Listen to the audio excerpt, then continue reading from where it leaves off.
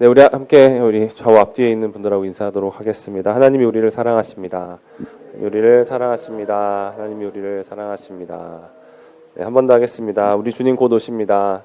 우리 주님 곧 오십니다. 우리 주님 곧 오십니다. 아멘. 네, 오늘 설교 제목은 아무개와 보아스입니다. 아무개와 보아스. 오늘 4장 1절부터 6절의 말씀을 읽었는데요. 룻기 내용을 또 이제 유명한 이야기니까 대강 다들 아실 것이라고 생각이 됩니다. 룻기는 4장으로 되어 있죠. 1장부터 4장까지 있고요. 1장은 이제 시어머니 나오미를 따라서 베들레헴으로 룻이 이제 오는 이야기죠. 2장은 나오미를 위해서 룻이 양식을 구하러 밭으로 나가는 이야기입니다. 그리고 거기서 누구를 만나죠? 네, 보아스를 만나게 됩니다. 3장에서는 이 룻이 보아스에게 청혼을 하러 가는 이야기입니다. 그래서 밤중에 타작마당에 자고 있는 이 보아스의 발 밑에 누워서 이렇게 보아스에게 청혼을 하는 이야기. 그리고 4장은 룻의 청혼을 받은 보아스가 열심히 일하는 이야기가 쓰여져 있습니다. 4장 1절부터 6절의 말씀을 읽었는데 그냥 3장 좀 마지막 부분 이야기도 같이 좀 살펴보려고 합니다. 3장에서 보아스가 타작마당에서 룻을 만났어요. 잠들지 않은 사람이 없는 한밤중에 오밤중에 그 깊은 밤에 타작마당에 사실 여자가 있어서는 안 되는 거거든요. 그 밤에. 그러면 타작마당이라는 건 이제 몸을 파는 여인들이 그 타작마당에서 이렇게 몸을 팔았다고 합니다. 그러니까 되게 위험을 감수하고 룻이 보아스를 만나러 간 것이죠. 보아스를 찾아갔고 거기서 청혼을 했습니다.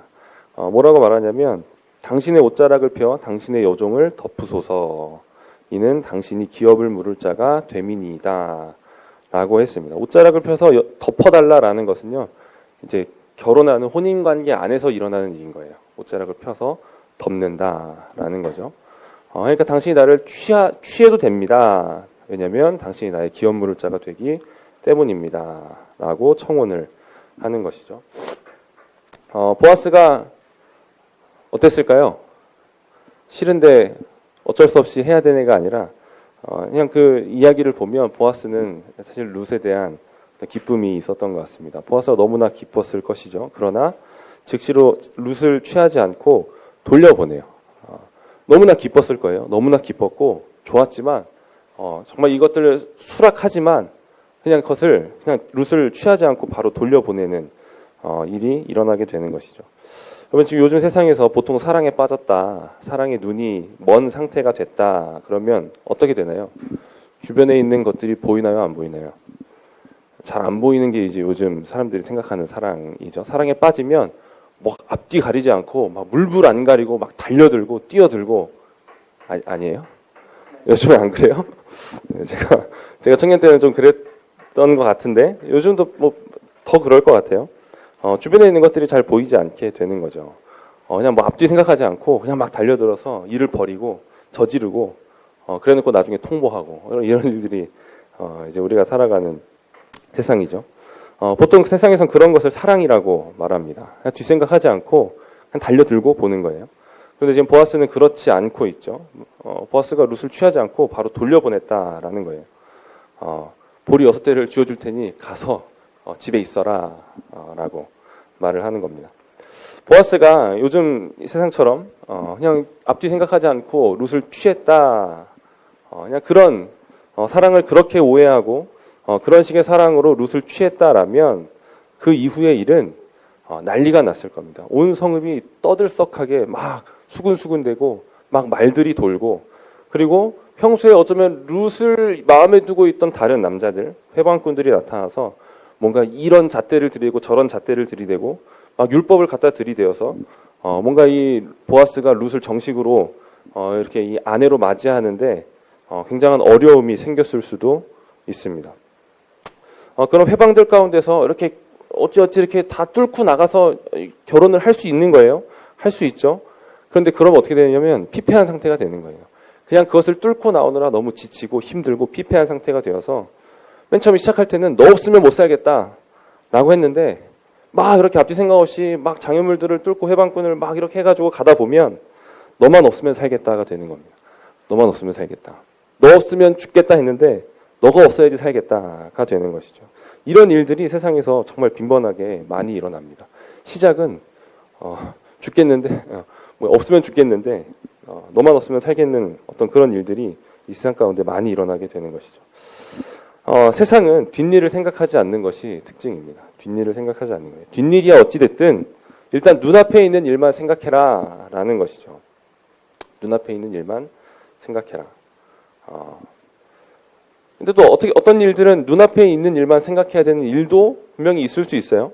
그런데 죄와 관련된 일은 우리는 눈앞에 있는 일만 생각해서는 안 됩니다. 뒷일을 생각해야 되는 것이죠. 이 일이 일어났을 때 어떤 일이 벌어질 것인가, 어떤 상황이 펼쳐질 것인가 라는 이 뒷일에 대하여 저울질을 해봐야 되는 것입니다. 뒷일을 생각하여 범죄하지 않으면 뒷일을 생각하지 않고 범죄하여 일어날 일들, 수습해야 할 일들을 막을 수가 있는 거예요. 막을 수가 있는 거죠. 생각 없이 일들을 했을 때 벌어질 일들을 막아낼 수가 있다라는 것입니다. 그러니까 저울질을 할 수 있다라는 건 굉장히 지혜롭고 좋은 일이죠. 그러면 저울질을 잘하는 사람이 죄를 잘 짓지 않는 사람이 될 수 있을까요? 저울질을 잘 해요.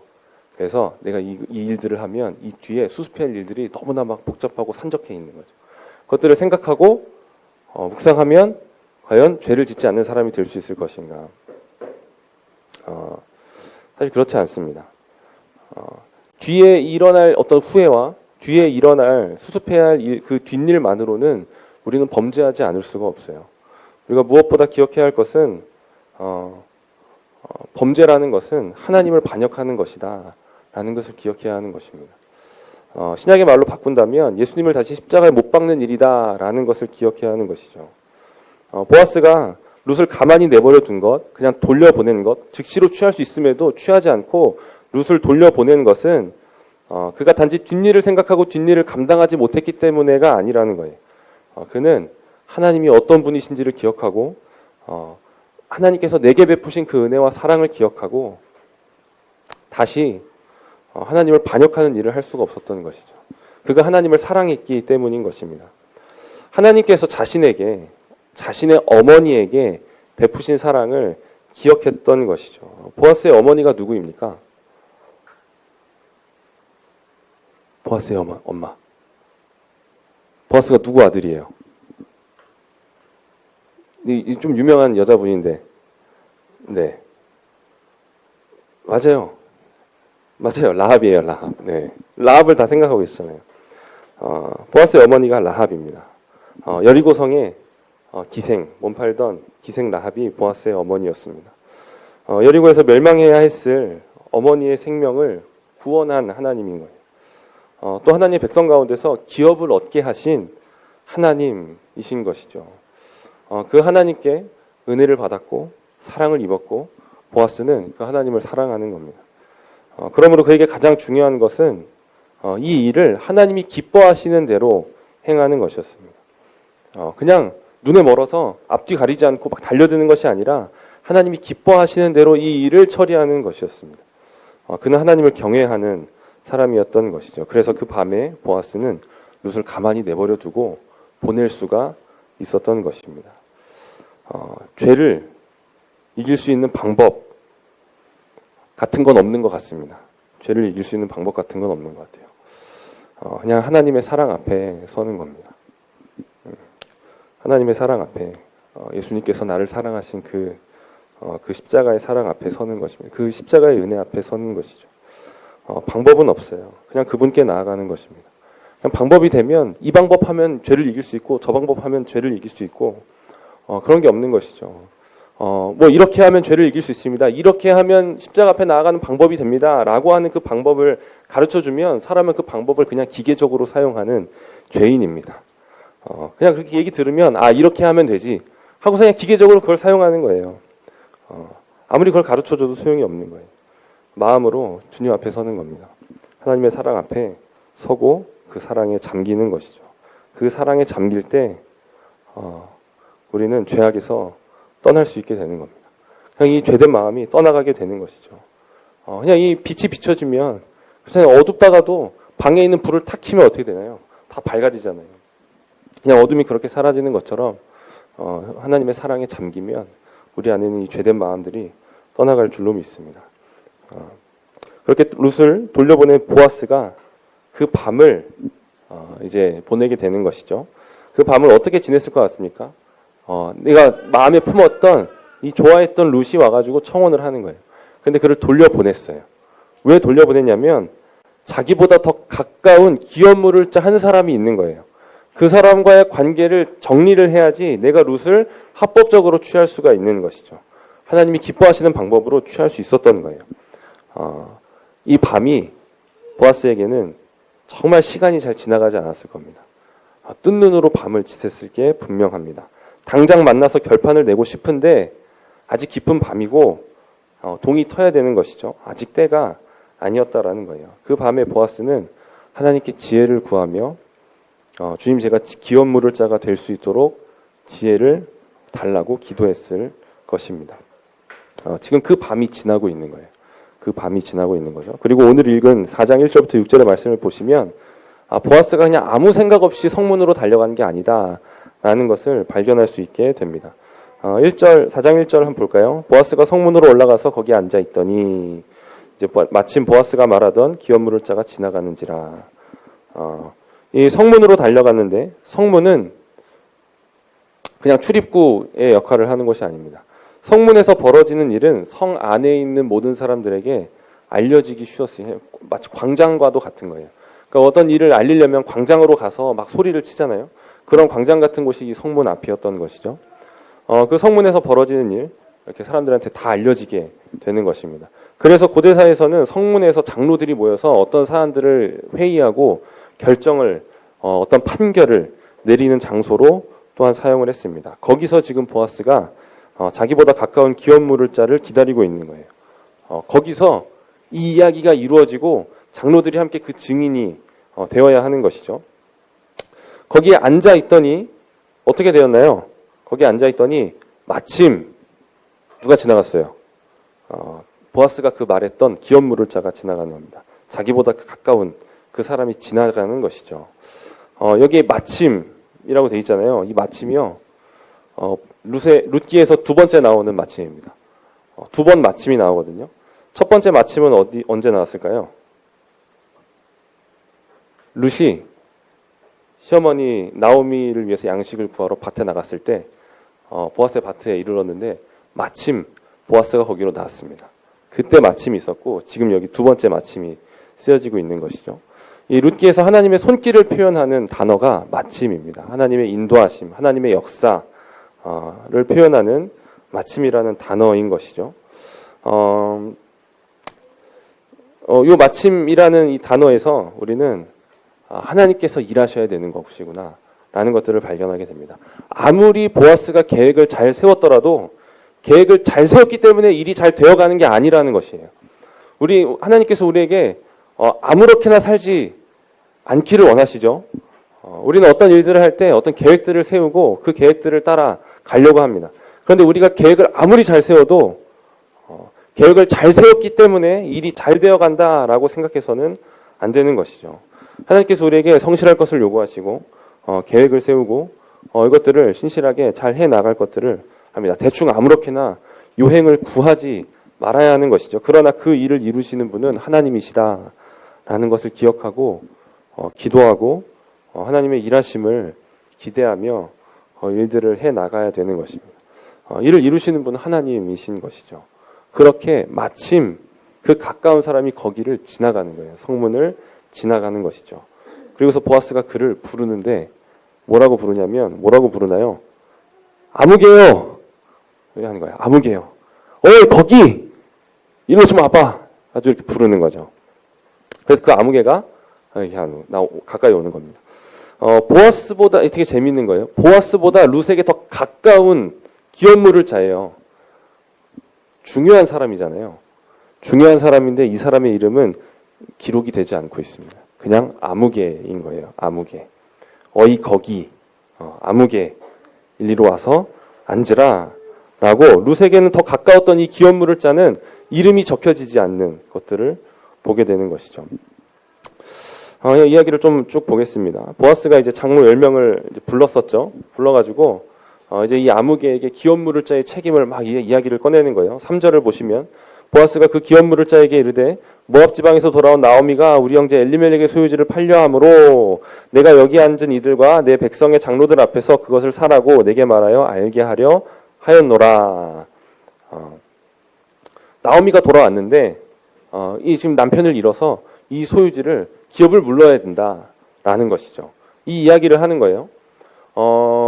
지금 이 아무개에게 이 제안이 아주 매력적인 제안으로 보였던 것 같습니다. 그래서 4절에 마지막에 뭐라고 하나요? 그가 이르되 내가 물으리라 라고 그냥 이 이야기를 듣자마자 바로 그거 내가 물을게 라고 하는 거예요.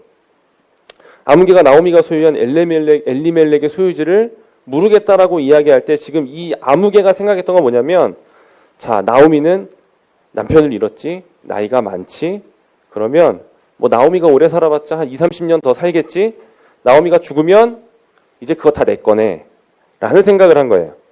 그리고 그 생각이 마치니까 내가 살게, 내가 물을 거야, 바로 고민도 없이 이야기를 하는 거죠. 그러니까 한 명 20-30년 먹여 살리는 것보다 나중에 그 과부가 죽어서 얻게 되는 땅의 그것이 훨씬 더 큰 거예요. 고민하지도 않고 물으겠다라고 하는 것이죠.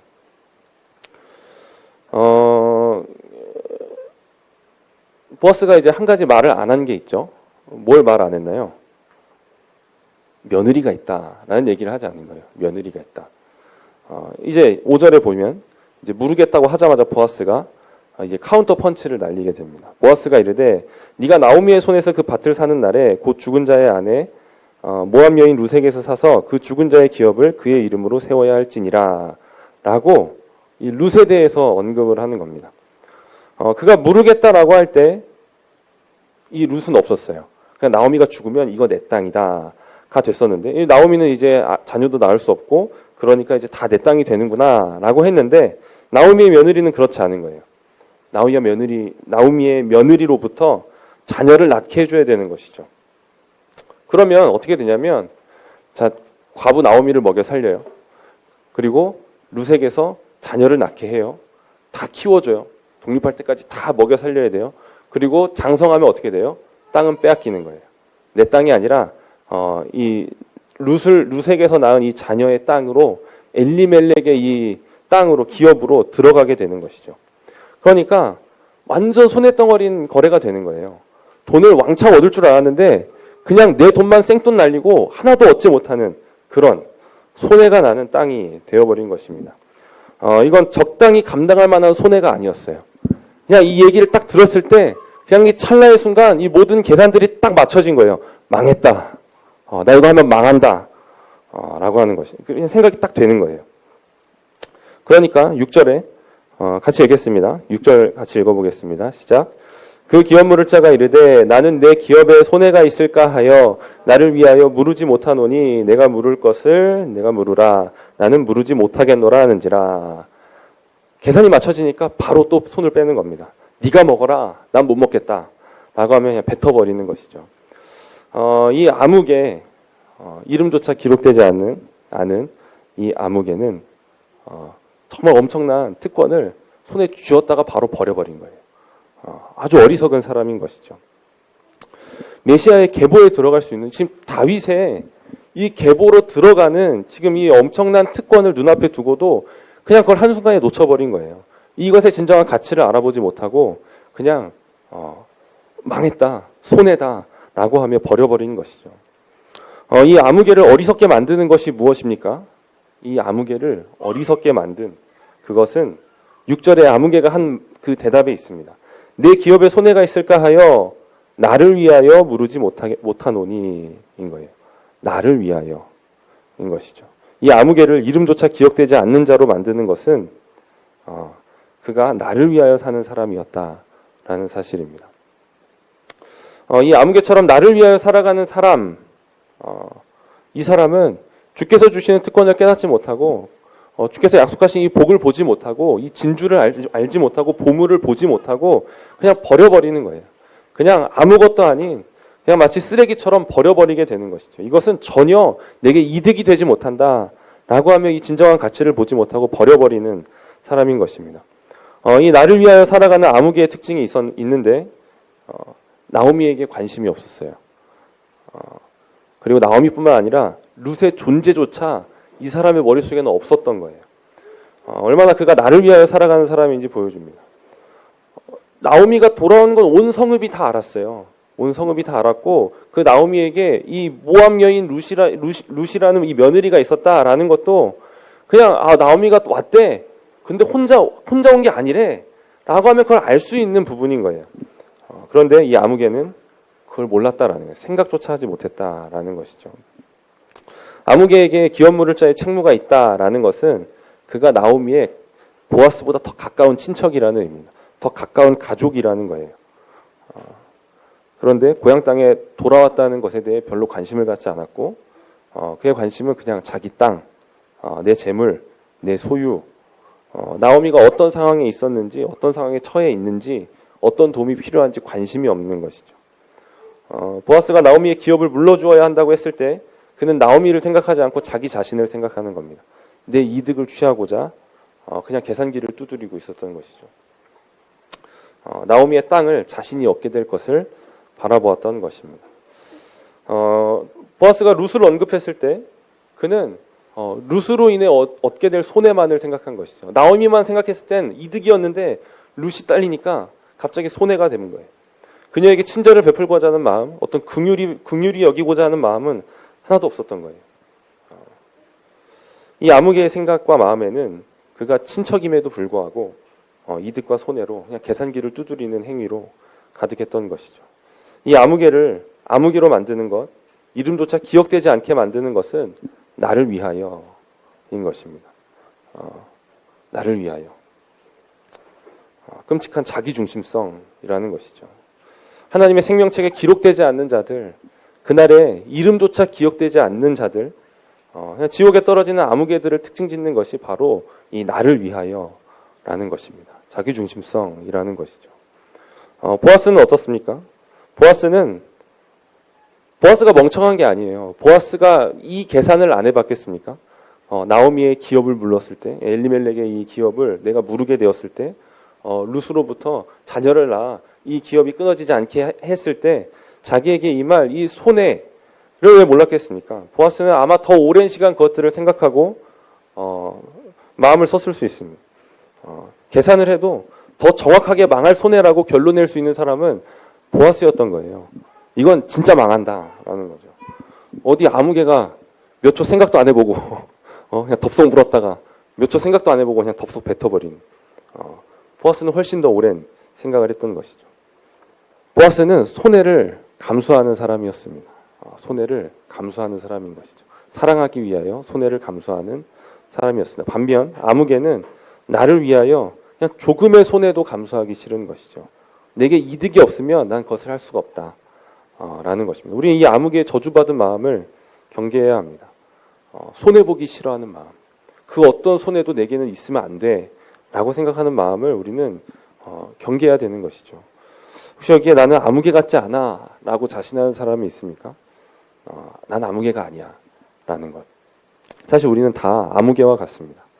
우리 안에는 사람을 사랑하고 사람을 섬기는 일에 있어서 그냥 이 이득과 손해를 따져보려고 하는 이 죄된 본성이 있는 거예요. 이 아무개와 같은 마음이 있는 것이죠. 그 사람의 필요, 그 사람의 현재 상황, 그 사람을 받아주고 그 사람을 대접하는 일을 통해 내가 얻을 게 뭐냐 라는 걸 생각하는 것이죠. 우리의 계산이 얼마나 빠른지 몰라요. 그냥 이 아무개처럼 그냥 그 말을 듣자마자 그냥 순식간에 막 계산이 이루어지는 거예요. 그냥 이미 딱 각이 나오는 겁니다. 이건 이득이다. 이건 손해다. 라는 것입니다. 사람을 대할 때 우리는 그렇게 되는 거죠. 어떤 섬길 만한 사람들에 대한 이야기를 들었을 때 이건 이득이고 이건 손해야 라는 것이 그냥 이렇게 딱 벌어지는 것이죠. 심지어 우리는 하나님을 섬기는 일에 있어서도 계산기를 두드릴 수 있습니다.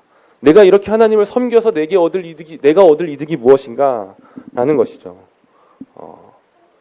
이 땅에서 아무것도 주어지지 않아도 괜찮습니다가 아니라 그래도 좀 뭐가 있어야 되지 않아요? 라는 생각들을 하게 되는 것이죠. 아무개와 같은 마음으로 하나님을 사랑하고 섬길 수 있습니다. 이 땅에 있는 어떤 무언가를 얻는 것을 보고 하나님을 섬기려고 하는 것이죠. 내가 이거 이만큼 했으니까 이제 이런 거 해주셔야죠 라고 말하려고 섬기는 것, 아무개와 같은 마음으로 섬기는 게 되는 겁니다. 그것은 결국 하나님을 사랑하고 섬기는 게 아니고 자기 자신을 섬기는 거예요. 내가 어떤 사람의 필요를 듣고 도와줘야지 하는데 아무개의 마음을 갖고도 도와줄 수 있는 거예요. 그것을 통해서 내가 얻을 것이 있다라는 것이죠.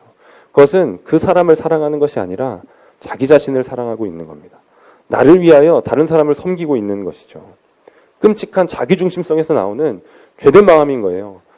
그런 마음으로 섬기는 것은 아무리 겉으로 보기에는 보아스처럼 정말 섬기는 것 같아 보여도 그것은 아무개로서 섬기는 것이고 하나님께서 그걸 칭찬해 주시지 않는 것입니다.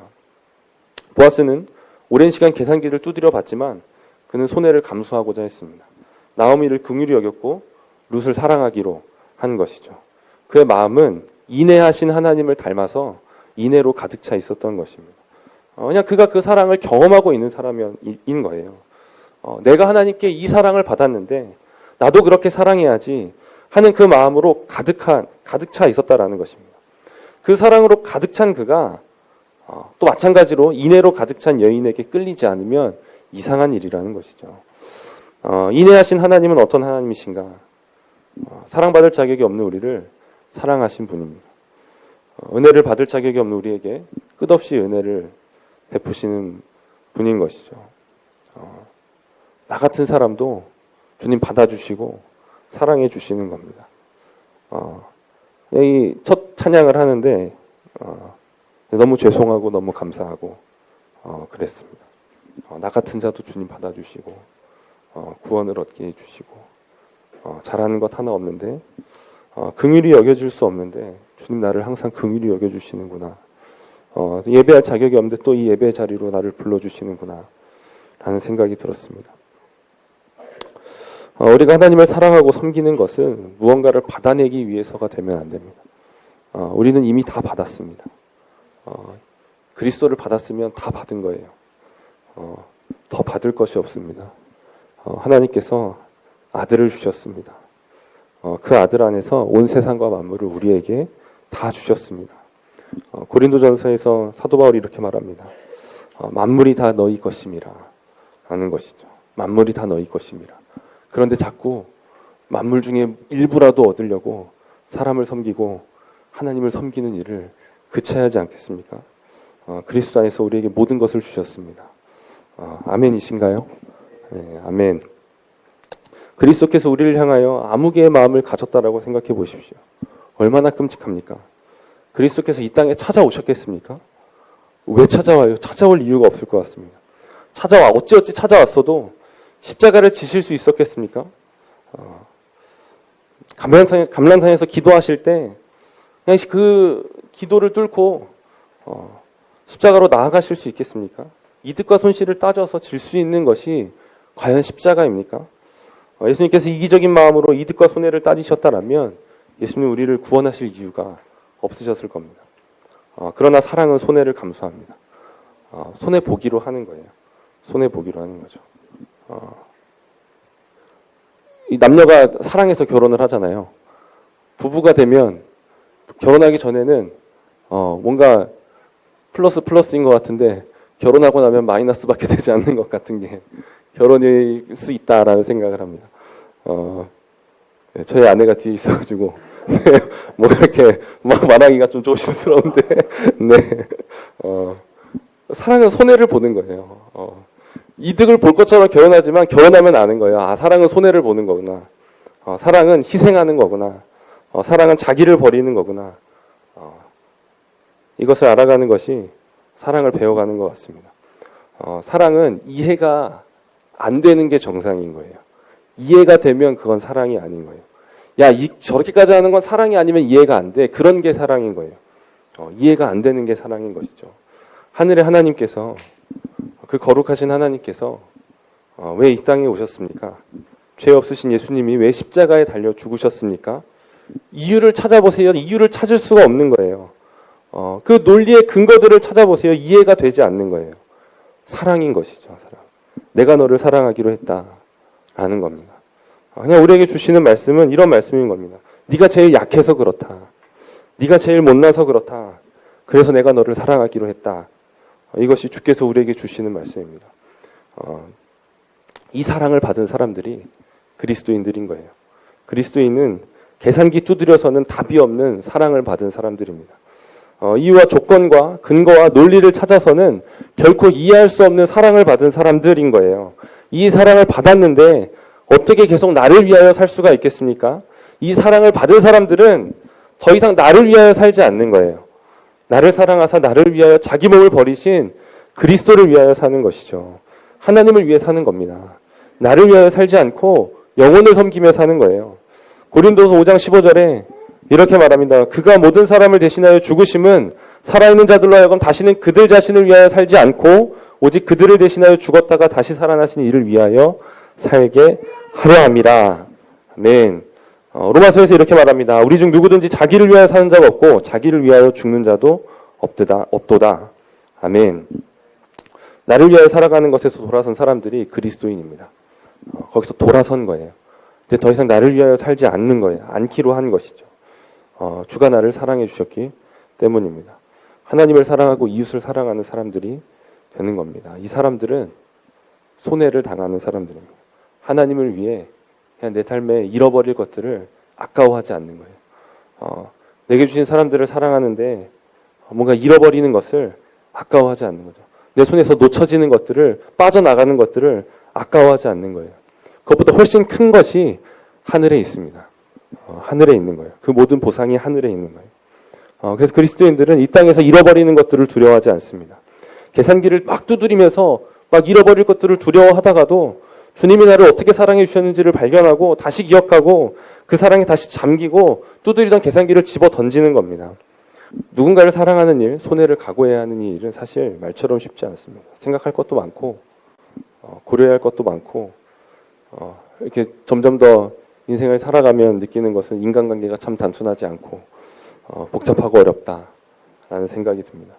그럼에도 우리에게는 손해를 감수하고자 하는 마음이 있어야 됩니다. 그래도 내가 어떻게든지 손해를 감수해보자 라고 하는 마음이 있어야 되는 거예요. 그렇지 않으면 아무도 섬길 수 없어요. 아무것도 하지 못하게 됩니다. 우린 계속 마음을 잡아야 되는 거예요. 그가 나를 어떤 사랑으로 사랑해 주셨는가. 그래서 그냥 이 세상 가운데 장애물들을 하나하나 이렇게 제거해 나가야 하는 것이죠. 예수님께서 나를 사랑하신 그 사랑으로만 그것들이 제거될 수 있는 거예요. 생각할 것들이 많이 있지만 그것들을 해 나가야 된다라는 것이죠. 우리는 손해를 감수하는 사람들인데 우리에게 이 손해는 항상 내가 망할 것 같은 손해로 다가오게 됩니다. 내가 망할 것 같은 손해인 거예요. 그냥 항상 우리의 느낌은 진짜 망하든지 진짜로 망할 것 같은 건 아니든지 간에 항상 우리의 느낌은 망할 것 같다. 망할 것 같다. 야, 이거 하면 망하는 거 아니야? 이런 생각이 드는 거죠. 우리는 1,000원을 손해봐도 망하는 것을 생각하는 사람들이에요. 작은 것 하나를 잃는 것 같아도 망할 것 같은 것을 생각하는 게 인간이라는 것이죠. 나를 위하다가 손해보는 1,000만 원은 1,000원 같이 생각이 들어요. 나를 위하다가 손해보는 것은 아무리 큰 손해여도 그래도 그 정도면 그래도 잘 이렇게 방어했어. 이런 생각을 하게 됩니다. 그런데 남을 위하려고 손해보는 1,000원은 1,000만 원을 잃어버린 것 같은 거예요. 그냥 아주 작은 손해인데 작은 것 잃어버렸는데 쟤 때문에 망했어. 그냥 이런 마음을 갖는 게 죄인된 인간의 마음이라는 것이죠. 우리는 우리의 느낌, 우리의 불안, 두려움, 걱정을 꺾고 사랑하고 섬기는 사람들이어야 합니다. 주님이 우리를 그렇게 사랑해 주셨기 때문인 것이죠. 그런 사람들만이 하나님께서 주시는 복과 은혜를 누릴 수 있는 거예요. 그때 누릴 수 있는 것이죠. 그냥 이렇게 막 반항하고 불순종하고 도망다니면서 누릴 수 있는 복이 어디 있겠습니까? 그 사랑을 경험하고 또 그 사랑 안에서 또 그 사랑에 합당한 삶을 살 때 그 사람이 주께서 주시는 복과 은혜를 누릴 수 있게 되는 것이죠. 보아스가 망할 손해를 감수하고 룻을 사랑했습니다. 그는 영광스럽게도 구속사 안에서 메시아의 계보에 들어간 거예요. 보아스. 그로부터 다윗이 태어나게 되는 것이죠. 망할 것 같은 손해를 감수하고 사랑하고 섬길 때 우리는 구속사 안에서 결코 헛되지 않은 수고로 수고하게 될 것입니다. 온 세상에 수많은 사람들이 그리스도 밖에서 헛되게 수고하고 있는데 우리는 결코 헛되지 않은 수고로 수고하게 되고 그것에 대한 모든 보상을 우리는 하늘에서 누리게 될 것입니다. 아멘입니다. 아무개와 보아스, 우리는 누구일까요? 아무개일까요? 보아스일까요? 보아스? 아무도 없네요. 아무개, 네. 아무개도 아무도 없네요. 그럼 누구죠? 네. 사실 우리는 보아스 같지 않고, 보아스인 것 같은데 보아스 같지 않고 사실 아무개 같아서 그렇습니다. 우리는 아무개 같은 거예요. 아무개 같은 우리에게 주께서 우리의 진정한 보아스이신 우리 주님께서 자신의 이름을 우리에게 주셨습니다. 우리는 그리스도의 이름을 건 아무개들인 것이죠. 오직 주 안에서 우리는 아무개가 되지 않습니다. 세상에서는 점점 더 아무개가 되는 것 같은 삶을 사셔야 됩니다. 세상에서는 아무도 몰라주고 기억도 되지 않는 아무개가 될지라도 우리는 주 안에서 아무개가 아닙니다. 아멘이시죠? 왜냐하면 주께서 우리의 이름을 불러주시기 때문입니다. 보아스의 이름이 룻기에 기록된 것처럼 우리의 이름이 생명책에 기록되었습니다. 아멘. 네, 그 부르심에 합당하게 나를 위하여 살지 않는 겁니다. 말씀을 마치겠습니다. 주님 그날에 다시 오실 때에 온 세상 사람들이 심판대 앞에 서게 될 것입니다. 수없이 많은 아무개가 하나님의 심판대 앞에서 자기를 위하여 행한 헛된 일들로 정죄를 받게 될 것입니다. 그런데 주께서는 아무개 같은 우리의 이름을 잊지 않으시고 우리를 불러주실 것입니다. 그리고 우리의 사랑하고자 했던 모든 삶에 대하여 근데 사실은 질척대고 굼떴고 실패뿐인 것 같았던 그 부끄러운 우리의 삶에 대하여 잘했다 착하고 충성된 종아라고 칭찬해 주실 것입니다. 주님 다시 오시면 이 일이 일어나는 겁니다. 이거면 손해를 감수할 수 있지 않겠습니까? 우리 주님 다시 오십니다. 아멘.